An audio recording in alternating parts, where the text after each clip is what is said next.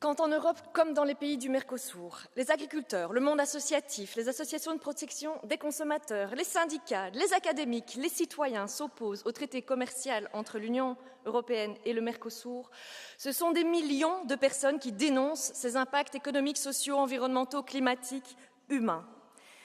C'est un accord qui date du siècle dernier, Monsieur le Commissaire, ce n'est pas un New Deal.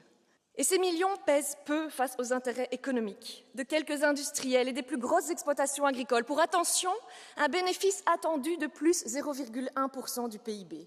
Peu glorieux, n'est-ce pas? Ah oui, il faut quand même aussi y retirer les millions du fonds de compensation agricole promis pour pallier les effets négatifs de cet accord sur le monde agricole, sans en régler les problèmes pour autant. Il faut aussi tenir compte des effets du mécanisme de rééquilibrage pour les États du Mercosur, qui va permettre au gouvernement, ou plutôt à l'agrobusiness brésilien, de contester nos lois si elles affectent leurs intérêts économiques et commerciaux. Exemple, mécanisme d'ajustement carbone aux frontières, loi antidéforestation, contre le travail forcé, le devoir de vigilance de nos entreprises.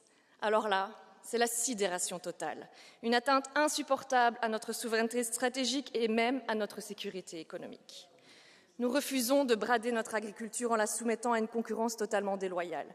Nous refusons d'exporter nos produits chimiques et pesticides interdits en Europe, de brader davantage nos normes et de consommer des citrons verts au glyphosate, du bœuf aux hormones ou de la volaille à la grippe aviaire, d'encourager aussi la déforestation. Il est impossible de faire l'inventaire de tous les problèmes, mais une chose est certaine, vous nous présentez un texte qui est pire qu'en 2019, quand le Parlement a dit qu'il lui était impossible de ratifier l'accord du Mercosur en l'état. C'est en défendant la démocratie, les valeurs, les normes sociales et environnementales qui protègent nos citoyens et assurent la prospérité de nos économies que l'Union européenne fera la différence. Chers amis du Mercosur, nous voulons des partenariats avec vous, mais des partenariats réellement équitables.